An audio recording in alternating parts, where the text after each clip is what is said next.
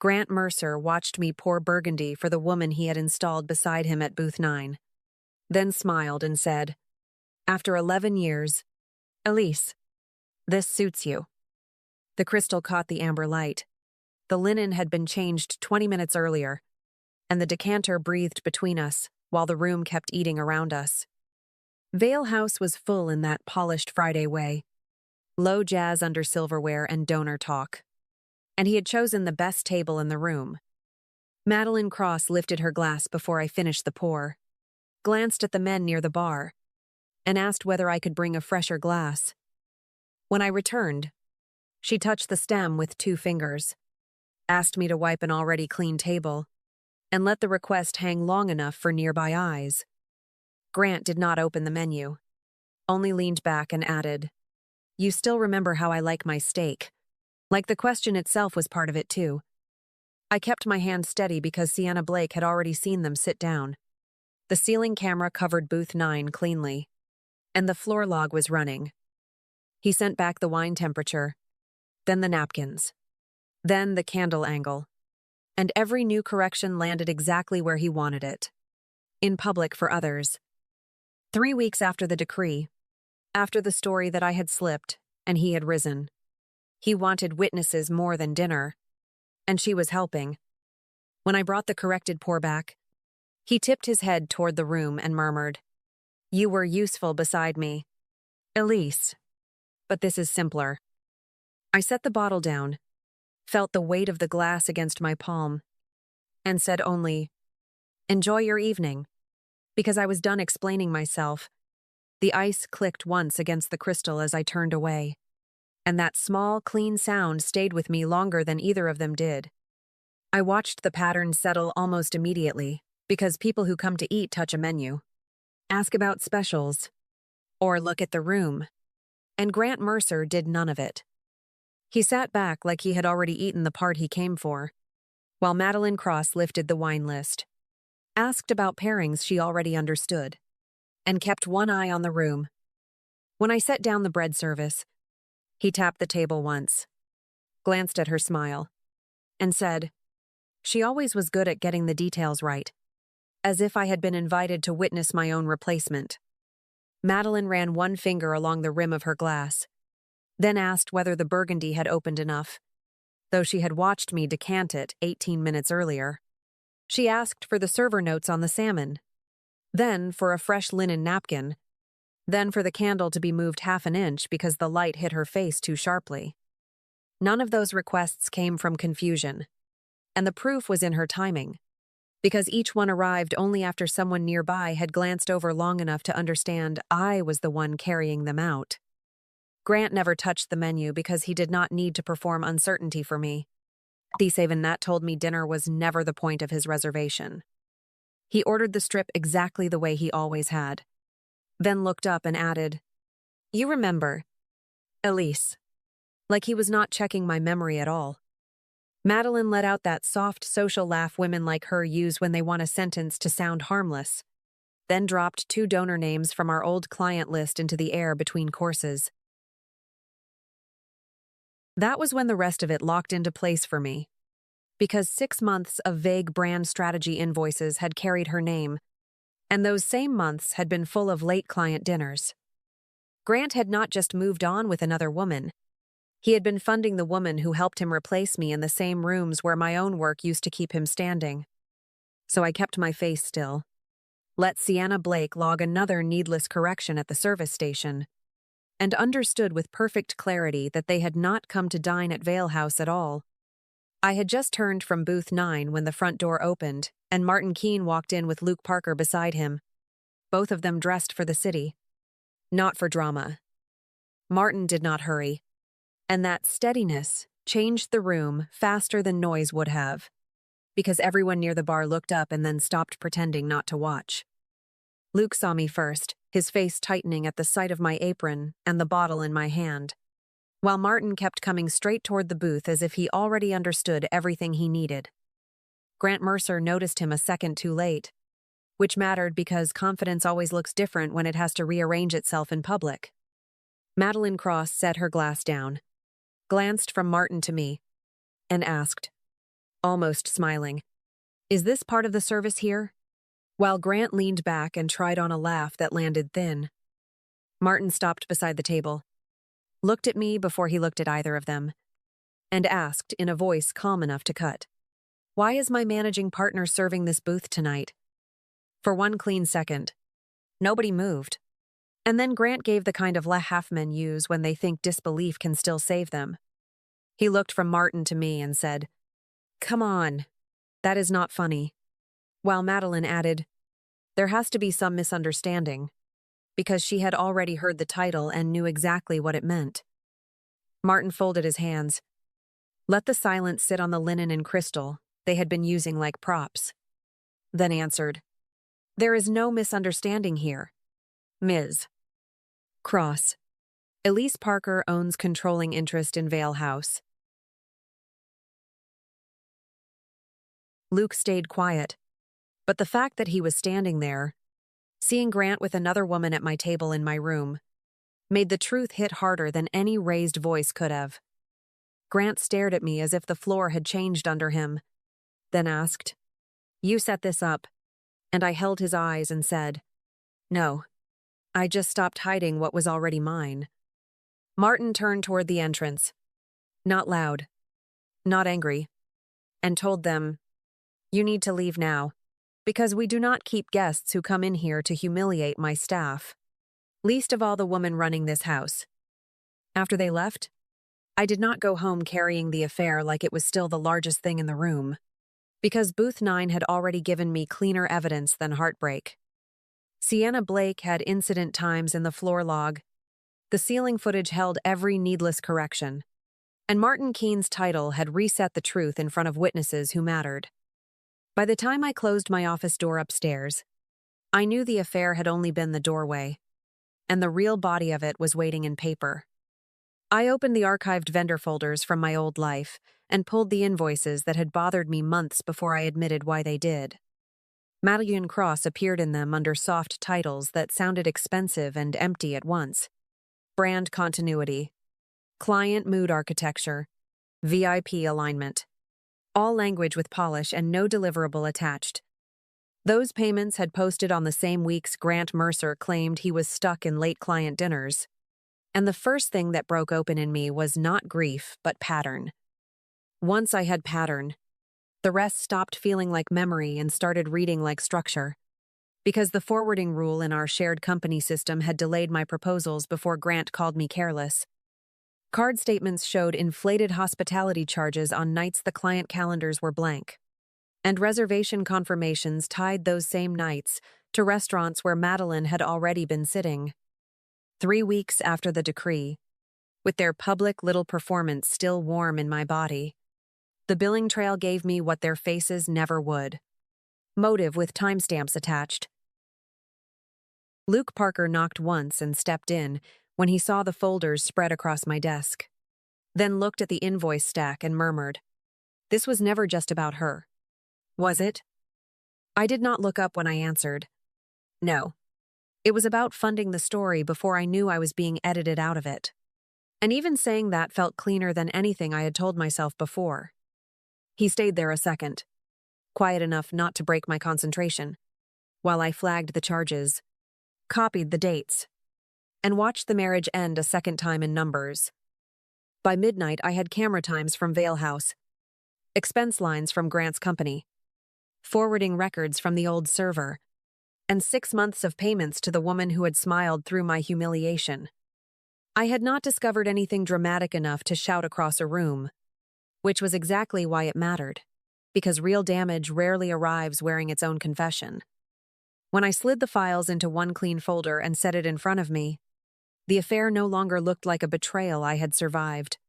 It looked like a system they had built and expected me never to audit. By morning, the folder on my desk had stopped feeling like proof of pain and started reading like instructions, which was exactly what I needed.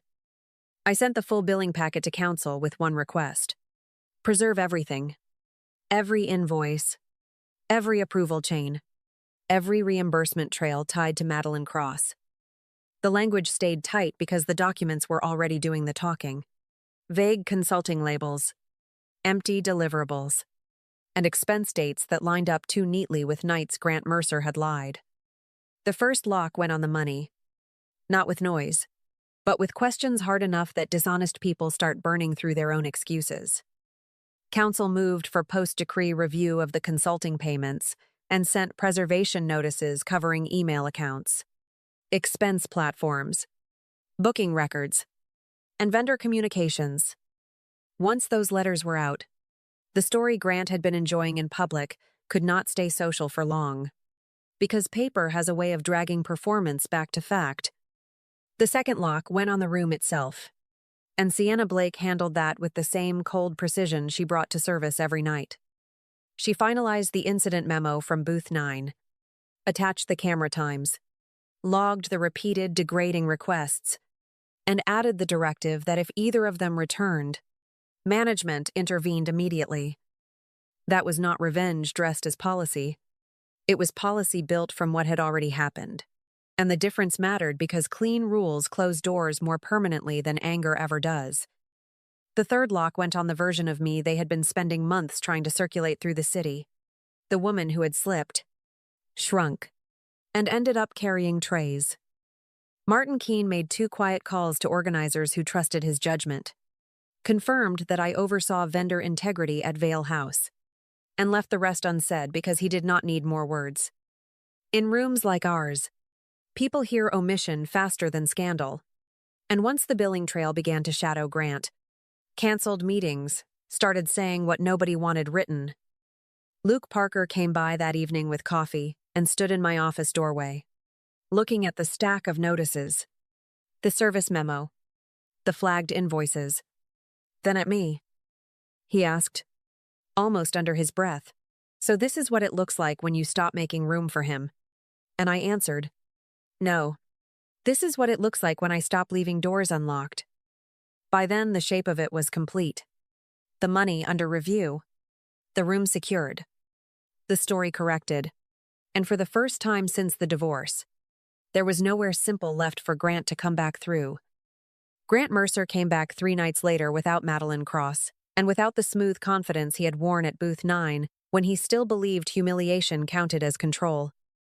He stopped just inside Vale House, scanned the room, found me near the host stand, and walked over with the careful pace of a man testing whether access still existed. By then, the preservation notices were already out. The incident memo was signed, and I could see from his face that something beyond regret had finally reached him. He did not begin with an apology, which told me exactly why he had come. Because men who feel guilt start with harm, and men who feel pressure start with damage control. He kept his voice low and said, "We need to talk. Elise." And I answered, "You had your chance at Booth 9. So if you have something to say it here."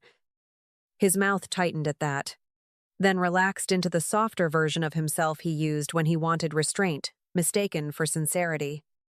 He glanced toward the dining room and murmured that he had not known about the restaurant, as though ignorance were the real injury standing between us. I held his eyes and said, "There is a lot you did not know, Grant, including the invoices carrying Madeline Cross on nights you told me you were with clients." That landed because it was specific. And after one brief silence, he tried again, saying this did not need to become something bigger than it already was. That was the closest he came to honesty, not because he admitted anything cleanly, but because he finally named the part frightening him, which was scale, not remorse. I asked which part he meant.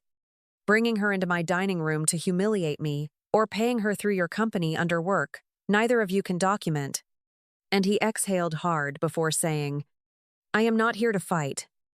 I told him this marriage did not end the night he walked in with her. It ended the first time he learned he could diminish me and still expect access after. And when he finally turned toward the door, he looked like a man discovering too late. There was no handle left to try.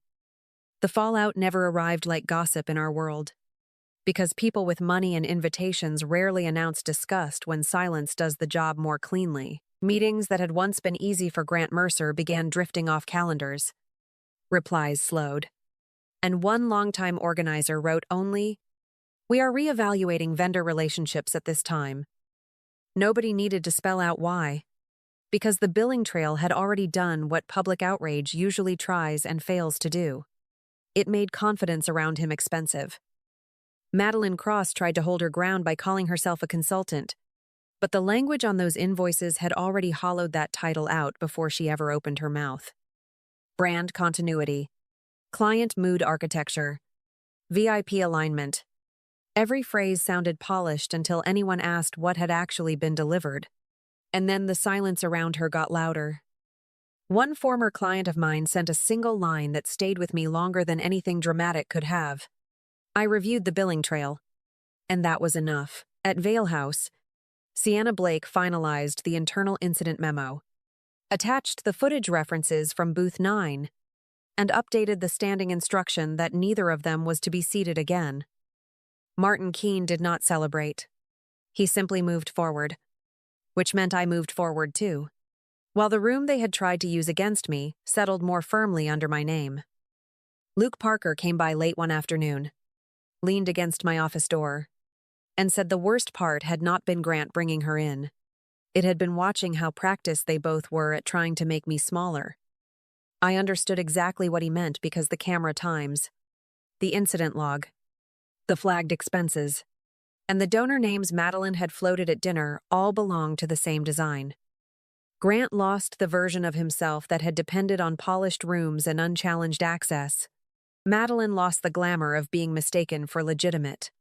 And both of them lost the private advantage they thought cruelty could buy. I did not need a louder ending for either one. Because in Chicago, once the right people see the paperwork and remember the room, doors close with perfect manners and stay closed. The next morning, I unlocked Vale House before the delivery truck arrived, walked the floor with the produce invoice in my hand, and felt something unfamiliar in the quiet. Room to breathe. The numbers were clean. The labor grid matched the reservations. And for the first time in a long while, I was not hearing Grant Mercer's voice inside any decision I made. Healing did not come to me as forgiveness or softness. It came as the plain fact that no one was rerouting my work, discounting my judgment, or using my own discipline to erase me from the picture. Martin Keene handed me a funding inquiry just after 9, watched me read it, and asked whether I wanted to take the meeting or pass. I looked at the terms, saw exactly how quickly outside money could flatten a place like this into something shinier and emptier, and told him I was passing. He gave one small nod, like that answer had been the real interview all along, and I understood then that power felt quieter than I had been taught to expect. Later that afternoon, Luke Parker stopped by with a walnut sample for the private dining room and leaned beside the booth that had once been table 9 in every way that mattered. The wood was still smooth under my hand. The glass still caught the same late light. But the room no longer held their version of me because the paperwork and the silence had already taken it apart. Luke glanced at the host stand, then at me, and said, "It finally looks like yours now." And I answered, "It always was. I just stopped letting other people narrate it." That was the part that stayed. Not the embarrassment, not even the exposure, but the shift that followed once everything false had to stand beside evidence. Grant lost the access he thought came naturally. Madeline lost the shine that depended on nobody checking the bill. And I kept the one thing they had both misread from the start: the ability to build something solid and keep my name on it. I did not win because I hurt them more than they hurt me. I won because every person who walks into my room now does it on terms I no longer apologize for. If this story stayed with you, thank you for sitting with me through it. I hope you find a life that feels calm, honest, and fully your own, with love that does not ask you to disappear to keep it. And if you know someone still learning that lesson, pass this along and let them hear that starting over can still look like power.